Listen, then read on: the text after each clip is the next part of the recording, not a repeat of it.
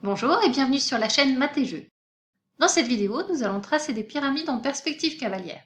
Et on commence avec une pyramide à base triangulaire qu'on appelle aussi tétraèdre. Je dessine tout d'abord la base, qui est donc un triangle.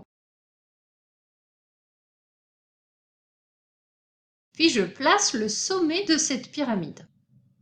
Et je trace les arêtes latérales.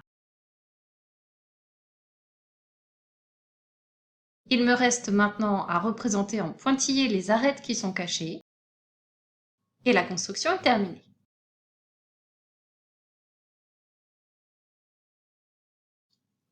Traçons maintenant une pyramide à base carrée. Je vais commencer de la même façon en traçant la base de la pyramide, qui est un carré. Je souhaite représenter la pyramide posée sur sa base. La base n'est donc pas vue de face, elle est par conséquent déformée, mais la perspective cavalière conserve le parallélisme. Cette base va donc être représentée sous la forme d'un parallélogramme. Je n'ai pas précisé que la pyramide était une pyramide régulière, je vais donc placer le sommet où je le désire. Puis je trace les arêtes latérales. Je représente en pointillé les arêtes qui sont cachées.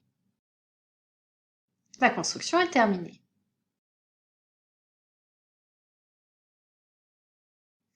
Si je veux maintenant que cette pyramide soit régulière, je vais placer différemment le sommet S.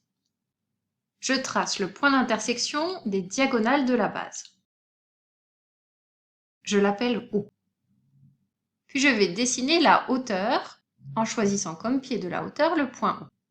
Il ne me reste plus qu'à tracer les arêtes latérales. Et à représenter l'arête qui est cachée en pointillé.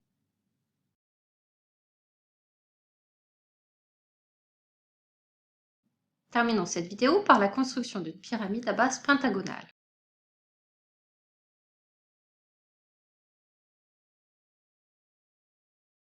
Je place le sommet S et je trace les arêtes latérales.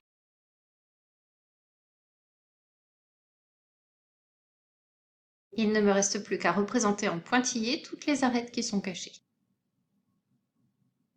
Notre construction est terminée. À bientôt pour une prochaine vidéo.